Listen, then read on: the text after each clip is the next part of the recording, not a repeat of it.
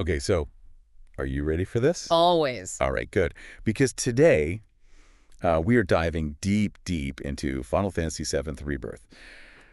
I I know a lot of you out there, including myself, have been waiting for this one Oh, yeah. for a while. I mean, It's huge. Final Fantasy VII, it's a classic. It is. Right? And the hype for Rebirth, it is out of control. Yeah. Everywhere I look, articles, videos, people are talking about it.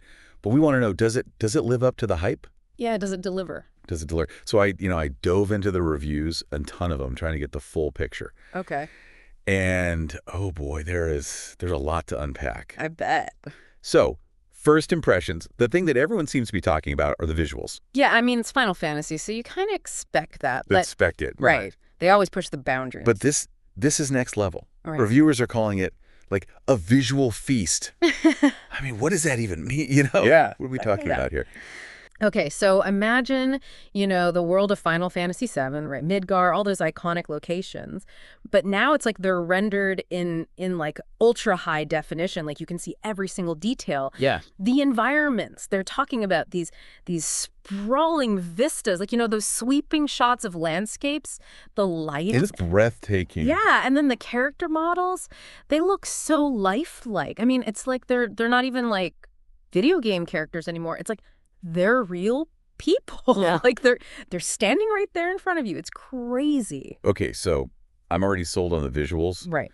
But gameplay, story, that's what matters. Totally. You mentioned Cloud, Tifa, Aerith, and Barrett. I mean, these are legendary characters. Icons. How are they handled in Rebirth? So they're all there. Don't worry. Okay. And the good news is the game really, really dives deep into their stories. Mm-hmm. Like we learn a lot more about their backstories, their motivations, the relationships between them.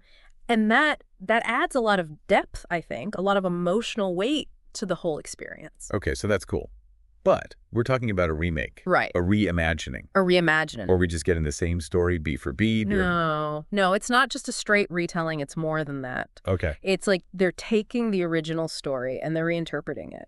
Okay. How so? So there are certain events, right, pivotal moments from the original that play out differently. Interesting. And I'm not talking about like small changes, like cosmetic stuff. I'm talking about stuff that actually impacts the characters, their relationships, how the story unfolds. Do you have an example? Like, can you tease us with something? Yeah. So let's just say that, remember that pivotal scene with Aerith and the flower girl? Yeah. I'm getting chills just thinking about it. I know. It's like it plays out quite differently. Okay, so we're deviating from the original. Mm-hmm. That's a bold move. Yeah, big time. All right, I'm hooked. I want to know more. But we got to talk about gameplay. Of course, yes. Is it still turn-based? Did they try anything new? So, it's not turn-based. They've taken the real-time combat system from the remake, the first part of this whole saga, and they've refined it. It's a lot smoother, it's faster, you can swap between characters really quickly. Okay. And there's this synergy now between the characters' abilities, So it's not just about mashing buttons. You have to think about your team, who you're using, how you're going to use their strengths. Yeah. It adds a lot of strategy, I think, to the combat. That's cool. And what about the world? Is it linear? Can we explore? So they've gone with a semi-open world design, which is interesting. Okay. Because in a way, it kind of harkens back to the original game. Where you had, the world map and you could explore different areas. Yeah. But obviously it's much more detailed, much more expansive now. There are side quests, there are mini games, hidden secrets.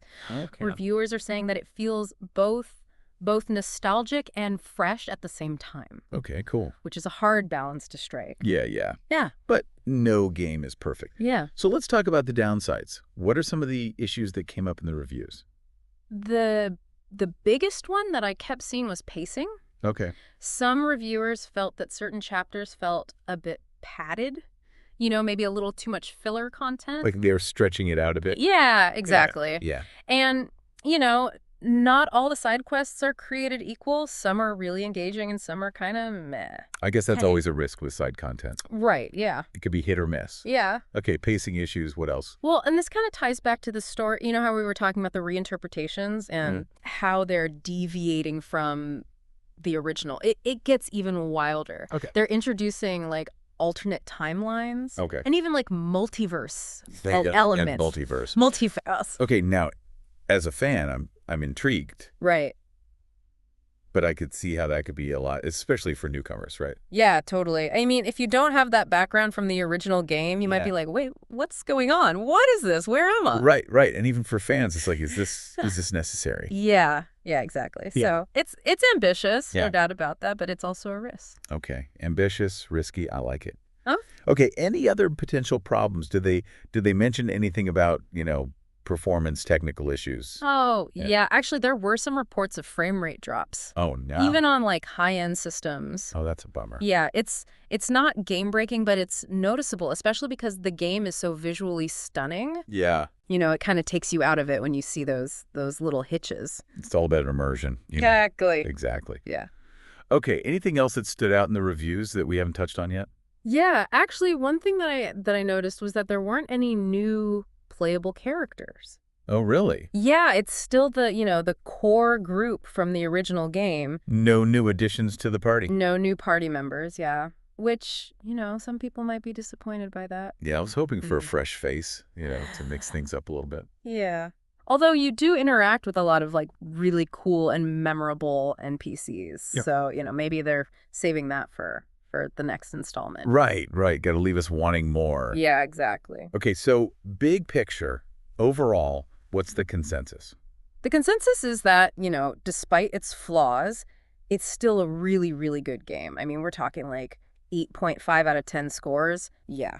And the general feeling is that it's a worthy successor to the original.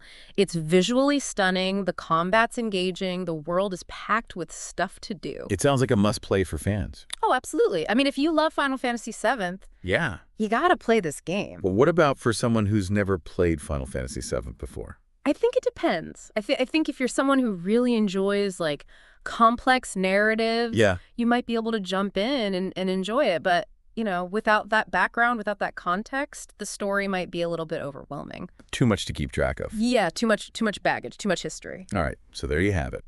Final Fantasy VII Rebirth. Yeah.